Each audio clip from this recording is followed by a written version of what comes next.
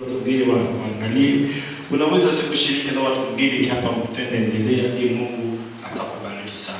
Amen. Tumepata muda ya kufundisha juu ya mwanakondoo, juu ya huyu mtu amekaa mbinguni, amekaa na kiti ya enzi, ameshika nyota 7 mkononi yake,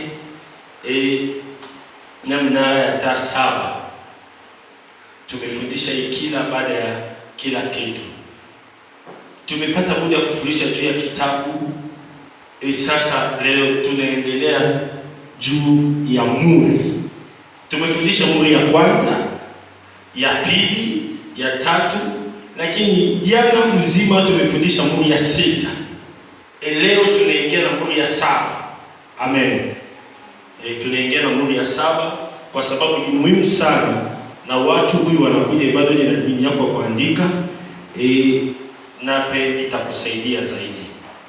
Unaweza kuandika Ufunuo wa Yohana sura ya 8 mstari ya 1 hadi 13, lakini mimi nataenda sura moja baada ya nyingine, lakini wewe unaandika sura ya kwanza hadi 13. Naweza kusaidia, tutasoma Ufunuo wa Yohana 8. Tuanze na sura ya kwanza. Hata alipoifungua mihuri ya 7, kukaa kimya mbinguni kama muda wa nusu saa. Nataka mtu mmoja aelewe. Sasa kama huyu amekaa na kiti ya enzi, huyu anaitwa mwanakondoo, amefungua muhuri ya nini? Ya 7. Biblia inasema huku mbingu imekaa kimya kama muda ya ngapi? Nusu saa. Maana yake sekunde 30. Amen. Amen. Muda ya sekunde 30, kitu gani imefanyika? Mbingu imekaa kimya. Maana yake huyu wazee 24, huyu wazee wanne wako hai, na watakatifu zote ya dunia wametulia nusu saa. Maana ilikuwa hakuna mtu tena anaabudu, hakuna tena mtu anafanya kitu. Sasa ndani ya nusu saa vitu gani ilikuwa inafanyika? Ndio tunataka kufunza leo. Nataka kumwambia mtu mmoja, kama sisi tunaendelea kuomba, tunaendelea kuishi maisha matakatifu, wewe unaendelea kuishi maisha mchafu, unaishi maisha ya uongo, maisha ya mwizi, maisha ya uzinzi, maisha unaishi kama malaya, unaishi maisha mchafu zote. Nataka kumwambia mtu kitu moja, Yesu anarudi. Amen. Amen. Amen. Baba ya huyu kazi anarudi. Hata huyu watu wamekaa tu, hawezi kujua huyu mtumishi ametoka wapi, ametumwa na Mungu. Hapana, amepata mzigo ya kwenda kuongeeka vitu. Mungu anarudi. Amen. Mungu akirudi, Mungu akirudi, mambo lazima ibadilike. Sasa hapo watakatifu wameshaingia mbinguni. Tumefika na muhuri ya 7. Amen. Amen. Amefungua muhuri ya 7 huko mbinguni. Biblia inasema kimya, kimya nusu saa. Hakuna mtu anaabudu, hakuna mtu anaongea, hakuna mtu anafanya kitu. Kwa ajili gani? Mstari ya 2. Nami nikaona wale malaika 7 wasimamao mbele za Mungu, nao wakapewa baragumu 7. Baada ya hapa muda ule kila mtu amesimama, kila mtu amenyamaza kimya. Ilikuwa na kimya. Amen. Utulivu mbinguni nusu saa. Moja kwa moja ameona malaika 7. Kila malaika ameshika nini? Baragumu. Hapa watakatifu tumeshaingia mbinguni, lakini dunia inaendelea. Sisi kama unaelewa, dunia inaendelea. Watu wanaishi, wanapita, lakini matokeo imeanza. Kwa sababu mtanaweza kuingia mbingu ni mtu huyu ametakaswa maisha yake, anaishi maisha matakatifu. Sasa huyu malaika 7 wametokeza. Kila malaika anapewa nini? Baragumu. Kwa ajili ya kazi gani? Sura ya 3. Na malaika mwingine akaja akasimama mbele ya madhabahu mwenye chetezo cha dhahabu. Nataka ukisoma maneno yako ukitimiza maneno hata mimi nachelewa kukusikiliza. Amen. Amen. Twende. Na malaika mwingine akaja akasimama mbele ya madhabahu mwenye chetezo cha dhahabu. Akapewa uvumba mwingi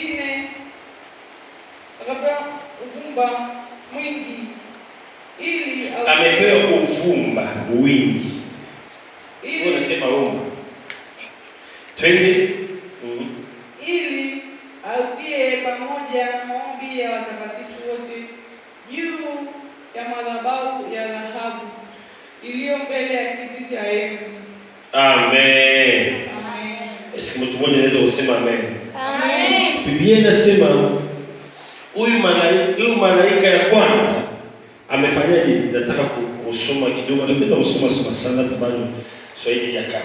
Biblia inasema na malaika mwingine akaja akisimama mbele ya madhabahu mwenyewe chetezo cha dhahabu akapewa uvumba mwingi ila atutie pamoja na maombi ya watakatifu wote juu ya madhabahu ya dhahabu iliyo mbele ya kiti cha enzi. Amen. Nataka kumwambia mtu mmoja, tumeshaingia mbinguni, lakini malaika hii amekuja ya kwanza kufanyaje? Kuchukua maombi ya watakatifu. Kila mtakatifu maombi alikuwa amefanya hapa dunia waweke juu ya madhabahu. Huyu madhabahu ilikuwa ya gold. Ilikuwa sio madhabahu ya dunia, ilikuwa madhabahu ya mbingu mbele ya Baba yetu ya mbinguni. Sasa anaweka maombi yetu pale. Amen. Amen. Amen. Na kama mngemtoka maombi ya mtu mmoja inasikilizwa. Amen. Ukitaka maombi yako isikilizwe, Biblia inasema maombi ni kwa ajili ya watoto. Kila mtu anaweza kuomba, lakini sio kila mtu anaweza kusikilizwa. Kwa sababu Biblia inasema ukipokea Yesu kama ufalme ya maisha yako, utaitwa mtoto wa Mungu. Ukienda na Mathayo 6:9, Biblia inasema Baba yetu aliye mbinguni. Baba yetu aliye mbinguni. Kwa nini Baba? Kwa sababu ni watoto tu wana na uwezo ya kuomba kwa baba yao. Kama wewe sio mtoto huwezi kuomba. Sasa huyu watoto wamepata kibali ya kuishi maisha matakatifu duniani kwa sababu siku moja wataingia mbingu. Wakifika mbingu, malaika ya kwanza anachukua baragumu, anachukua maombi yao, ameweka ile kitu watu wanatumiaka sana homa inatoa moshi. Sasa huko ndio alikuwa watu wa homa wanatumiaka sana. Kabla ndani pale wengine wanafanya hivi inatoa moshi. Sasa hii kitu ndio alikuwa anaongea. Sasa ya kubwa. Sasa pale ndio alikuwa ameweka maombi ya nini? Ya watakatifu. Sasa anapeleka anaenda kuweka juu ya nini? Ya madhabahu. Huyu madhabahu ilikuwa kitu nini? Ya gold. Usiishi maisha machafu duniani kwa sababu siku moja baba yetu atakuja. Akija utakuwepo wapi? Huyu dunia siku moja inapita. Baada ya kupita duniani utaenda wapi? Amen. 24. Mstari ya 4. Na moshi wa ule uvumba ukapanda mbele za Mungu pamoja na maombi pamoja na maombi ya watakatifu kutoka mkononi mwa malaika. Amen. Amen. Amen. Amen. Biblia inasema maombi uvumba ya huyu maombi inapanda hadi mbele ya Mungu. Amen. Kwa ajili gani? Sio unaenda nyumbani unachoma moto na fanya umesema profeta alikuwa hapa, hii vitu inafanyika mbinguni. Amen. Vitu inafanyika mbinguni. Biblia inakataza kitu iko juu iko chini, utatengeneza kitu kwa ajili ya maombi ni dhambi. Ni sanamu. Tumeshafundisha kwa ajili ya Mungu. Sasa hii moshi inaanza kupanda. Ukirudi na mwanzo ya dunia, ukiona siku moja Kaina na Abeli wameenda kufanya kuleta zao mbele ya nini? Ya Mungu. Mmoja moshi yake inaenda kushoto. Anarudisha hivi inaenda kushoto. Lakini ndugu zake inaenda hivi. Imeleta na wivu. Sasa huku watu watakatifu Tangu wanaweka moshi inapanda moja kwa moja mbele ya Mungu. Amen. Nataka uishi maisha matakatifu duniani, uishi maisha ya haki. Siku moja uingie mbinguni. Amen. Dunia itapita, vitu itapita, lakini mbingu itaendelea kubaki. Amen. Mimi nashangaa leo watu wanapambana, wanataka vitu ya dunia, lakini watu wataki vitu inaweza kuingiza watu mbinguni. Ndio umeona hata wahudumu watakatifu watu wanapenda. Mchungaji anasema barikiwe, pokea, nene, watu wanafurahi. Lakini ukimwambia mtu huyu unaishi ni mume wa watu, acha. Hii ni mke watu amesema wao amenikosesha. Ukimwambia mtu wewe ni mwizi, acha. Amesema wewe mtu anaingia mambo ya watu.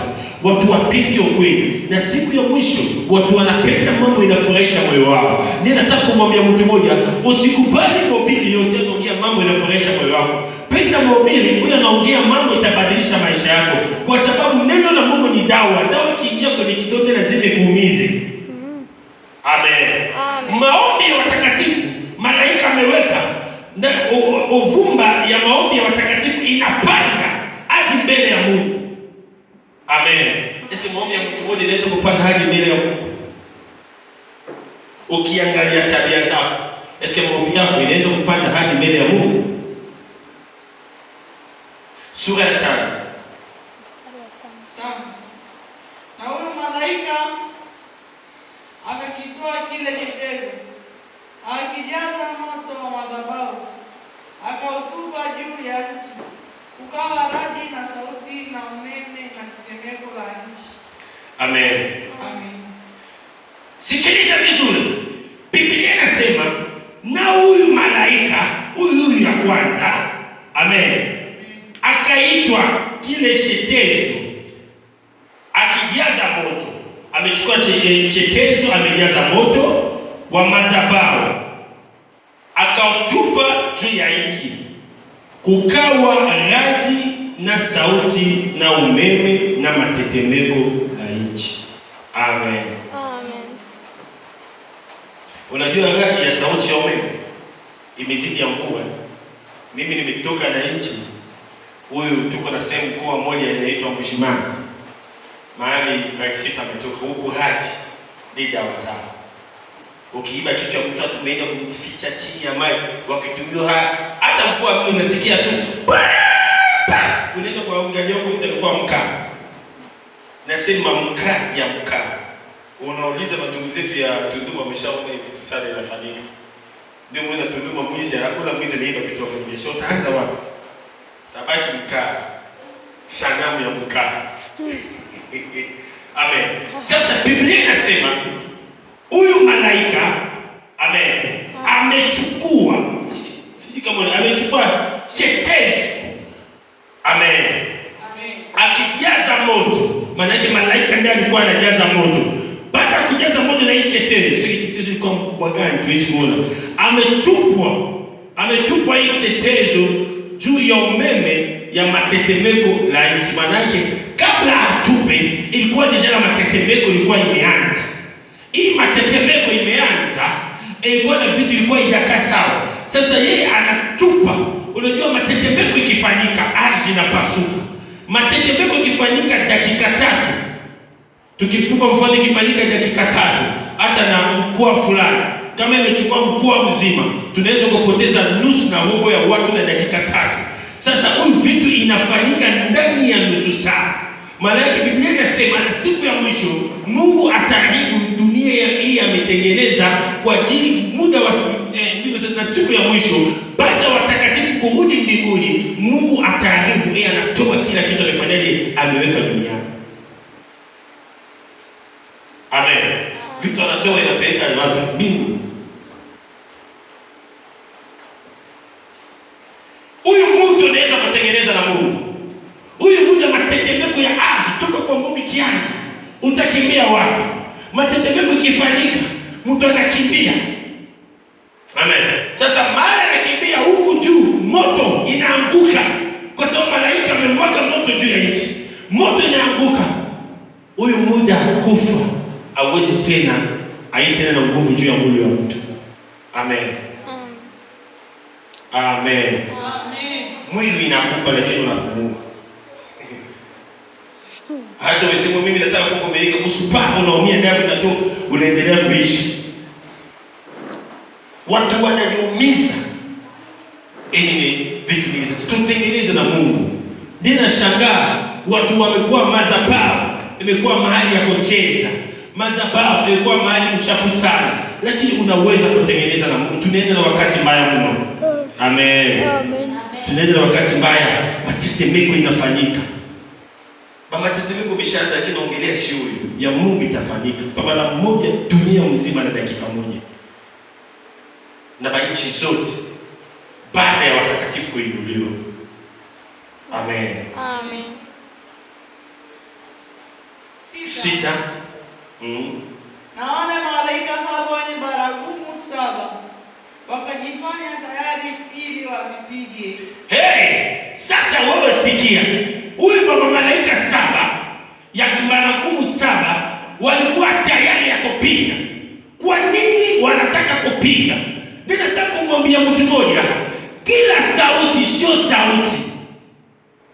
Amen. Amen. Mungu anaweza, unaweza kusikia sauti ya Mungu, lazima ujue hii sauti imekuja kwa ajili ya baraka kwa ajili yako, au imekuja kwa ajili ya mapigo.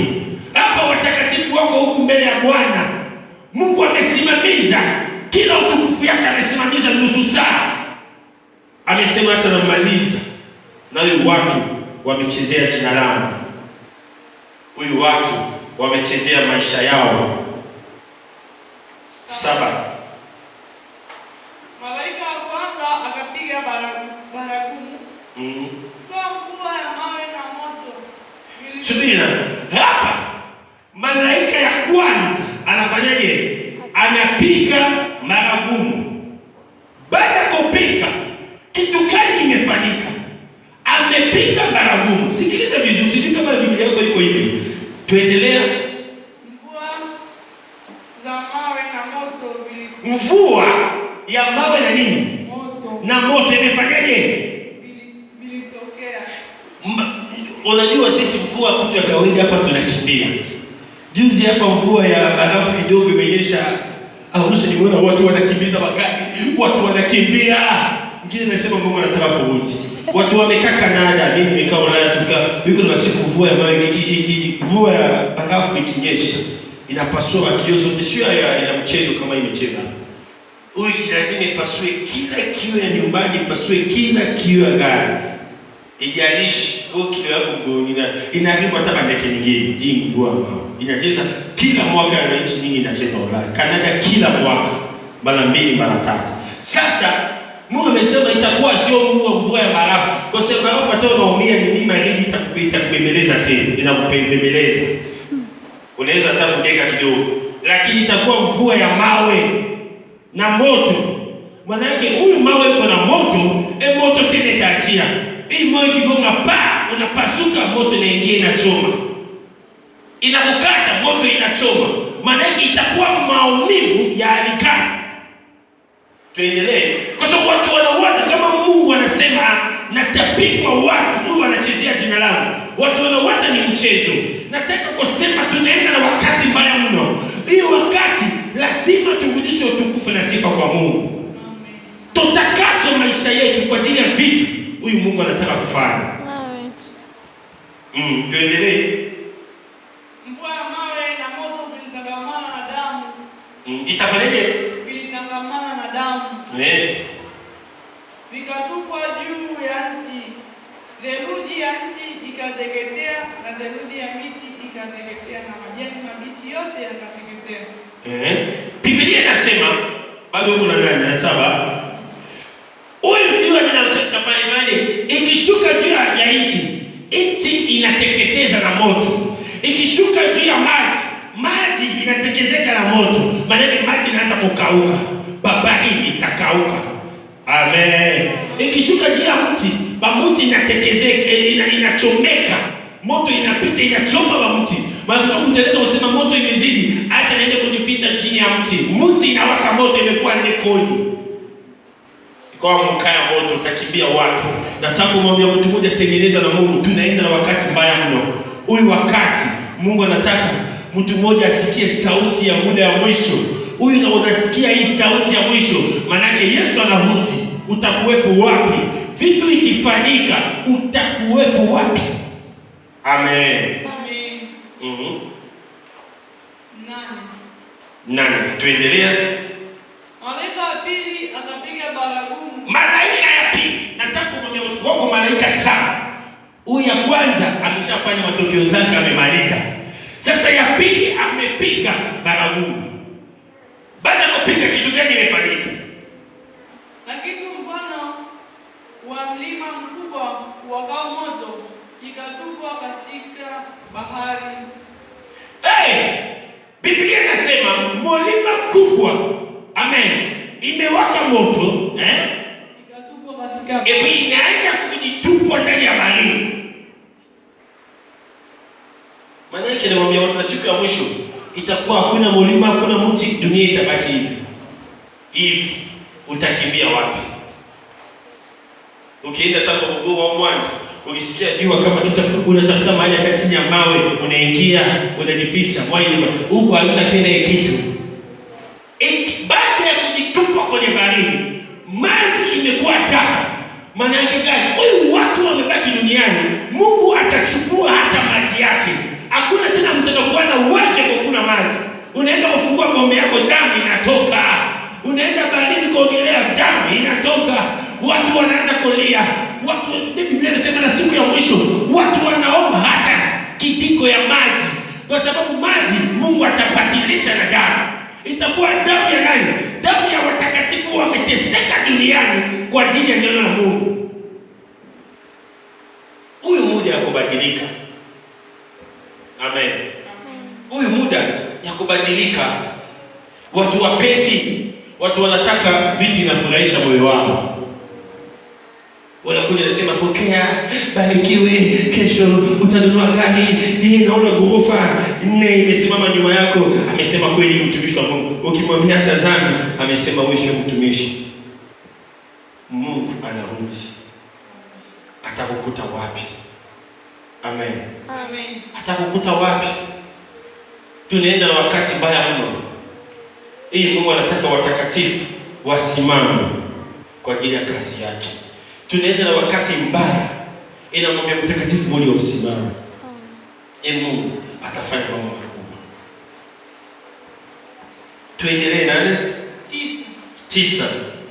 Wakafa theluji ya viumbe vilivyomo baharini vyenye uhai. Theluji ya marekebu zikaharibiwa. Rudia tena watu wasikie vizuri. 9. Wakafa theluji ya viumbe vilivyomo baharini vyenye uhai. Nataka uende kidogo itakuwa vizuri. Hao mimi natasoma kama uta. Nini kabisa taratibu, twende. Wakafa theluji ya viumbe vilivyomo baharini vyenye uhai. Theluji ya marekebu zikaharibiwa. Nataka kumwambia mtu mmoja, vifaa zote ilikuwa baharini imefanyaje? Imeharibika. Kwa sababu tunaweza kusema hapa dunia inaharibika, naenda kupanda chombo na kimbia hata juu ya damu, naweza kuenda sehemu nyingine. Huyu ya chombo imeshaharibika kwa sababu moto ilikuwa inaanguka juu, imechoma machombo, imechoma manyumba ya watu mvua zamani, imeharibu zote. Tutengeneze na Mungu Yesu anarudi. Amen. Hii dunia itapita. Hii dunia itapita siku moja. Utakuwepo wapi? Amen. Amen. Tuendelee. 10.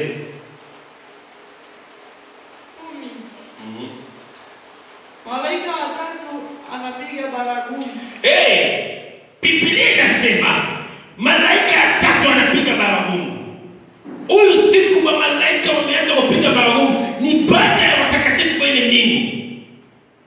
Hata Mungu bado Mungu hajashuka kupeleka watu makao. Watu wanaenda kila mpende kusimama mbele ya shida zake, hamna. Hapa Mungu anapiga nalo fimu kwa ajili ya makosa huyu alikuwa amefanya ile mateso mengi na nini. Malaika ya tatu amepiga baragumu. Nyota kubwa ikaanguka kutoka mbinguni. Ilikuwa inawaka taa. Ikaanguka juu ya theluji ya mito na juu ya chemichemi za maji. Wameona nyota kubwa ilikuwa inatoka mbinguni inaanguka. Nilikuwa nimesema nyota moja. Hizi tunaonaga wanyota kinao kikao siku unaona wanyota. Moja inaweza kutoka hapa, inaweza kufika Dar es Salaam. Hii nyota ya dogo. Amen. Sasa tukiongelea habari ya satellite inaweza kutoka hapa hadi Arusha mjini. Wazungu wanaweza kupandisha hadi ifike huko juu. Hii inasaidia tutumie simu, tutumie TV, tutumie mashaka. Sasa wao walikuwa na nyota ni zaidi, nyota dogo inaweza kutoka hapa hadi Dar es Salaam. Mungu amesema inatoka juu, inaanguka. Nyota inaanguka, inawaka wataa, inaonekana ni nzuri, lakini madini yake ni mbaya mno. Nyota ikiangukia hapa inaweza kutoboa kutoka hapa hadi chini hata kilomita 10,000 kwa ajili ya uzito zake. Sasa ikiangukia wewe, Biblia inasema inaanguka baharini. Kwa nini inaanguka baharini? Ikishaanguka baharini ya mto, hii maji itatoboa, maji zote ya dunia inafanyaje? Itafata. Hii maji itakauka. Tunaenda na wakati mbaya. Ndio namwambia mtu mmoja ishi maisha matakatifu. Naongea hata na watu wanachezea maisha. Unaona mtu anakuja ibada, anakuja kanisani, mhubiri kabisa vizuri, lakini ndani ya huduma anachezea mabinti, anatembea atembea na wewe vibaya, kesho na huyu mwingine, anadanganya, anaiba, anatengeneza maushule ya uongo, anafanya mambo mchafu. Huyu watu anachezea, baba yao mbingu anaona. Iko na siku atakujibu. Usiti mahali ya ibada kwa ajili ya vitu vingine, njoo mahali ya ibada kwa ajili ya kuonyesha utukufu kwake. Hii dunia itaharibika.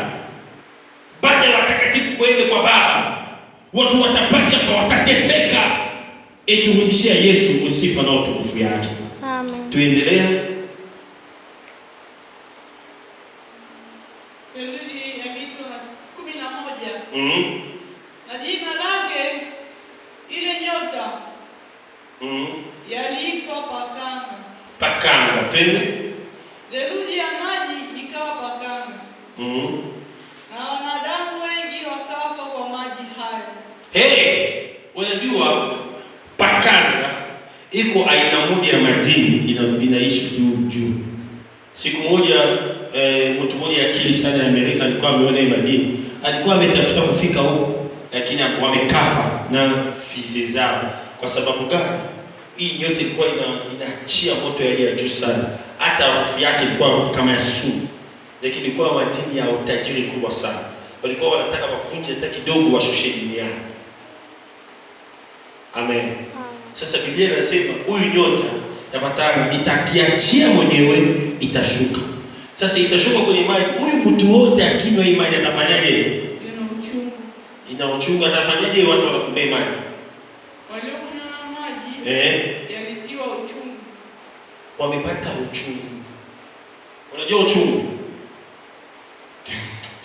Sibi, unajua watu wanachezea maisha.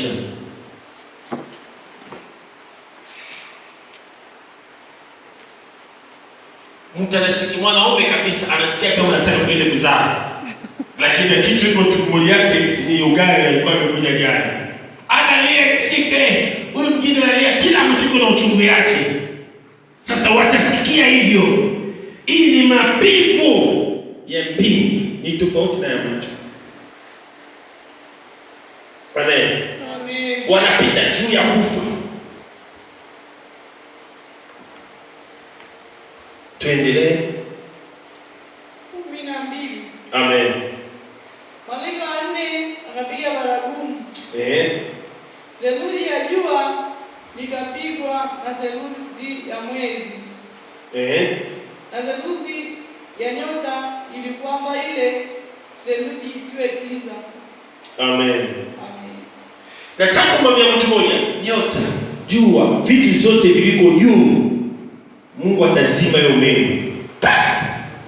Imekuwa giza. Malaika yeye anapiga tu. Mwanga imeenda. Sasa dunia imebaki giza.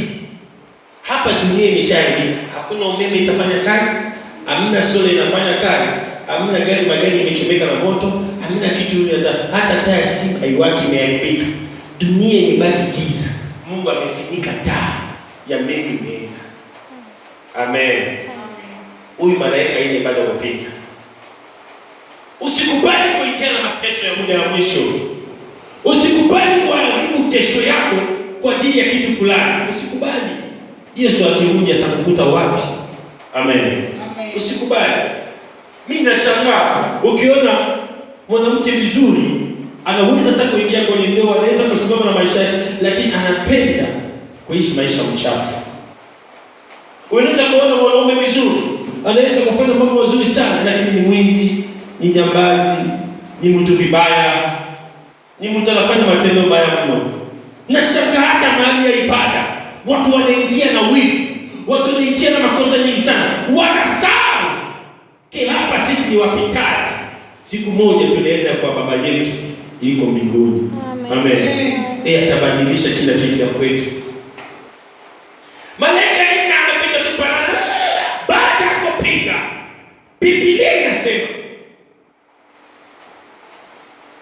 jua imekuwa giza. Unaweza unaona Mungu atafunga, anamuuliza tu nini hapa, inazima. Nyota inazima. Kwa sababu hata nyota inaweka mwanga duniani, itazima. Kila kitu iko mbingu itafanyaje? Itakuwa nyeusi. Maana yake hapa duniani tunaanza kutembea kama uko na macho lakini huoni, unashika shika hivi. Wengine wanaanza kulala juu ya mavi. Wengine wanaanza kukula vitu hawaelewi. Watu wanakanyaka kwa sababu watu haoni tena. Giza itazidi. Tuendelea.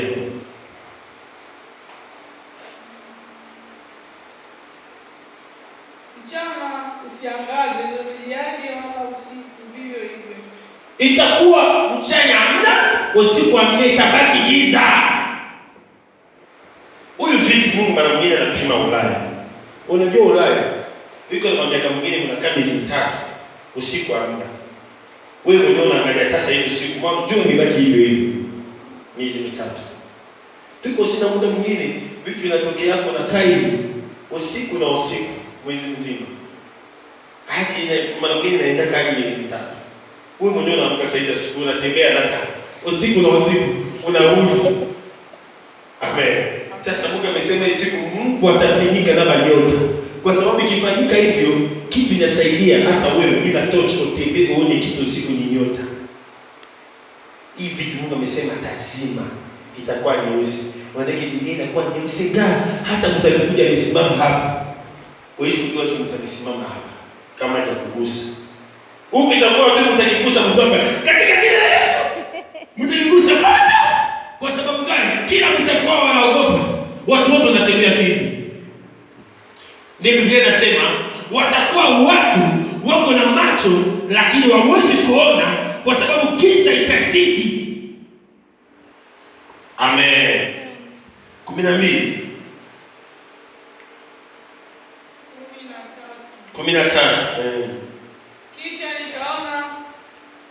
nikasikia tai moja akiruka katikati ya mbingu akisema kwa sauti kuu.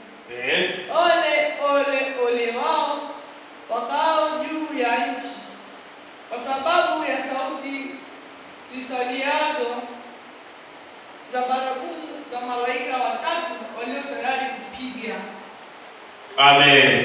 Amen. Huyu anasema sasa tai amepita, ametoka mbingu. Anaanza kusema ole, ole, ole. Huyu nani malaika ngapi? Malaika wa 4. Huyu malaika ilikuwa imebaki malaika wangapi? Watatu bado hawajapita. Sasa huyu anasema ole, ole, ole, vipi itatokea duniani? Nataka kumwambia mtu mmoja tengeneza na Mungu. Amen. Amen. Mimi naomba kwa watu ni raha kuishi maisha matakatifu duniani. Unaishi maisha yako ya roho, unataka kwenda Ulaya unaenda, unataka kuonyesha dawa unaendesha, unalala sehemu nzuri, ni raha. Lakini ukipata vitu na sema mbaya, tengeneza. Amen. Amen. Jiandae kabisa kutoka na maisha mchafu. Jiandae kutoka na maisha mchafu. Nataka kuchukua kitu moja ya mwisho pale chini. Endelea. Ujia 13 katikati baada ya ole ole.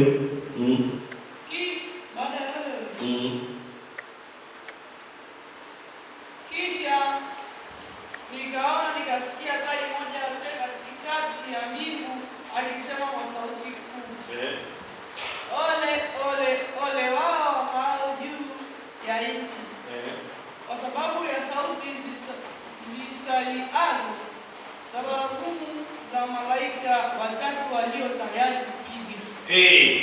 Iko na malaika wengine watatu wako nini? Tayari ya kupika.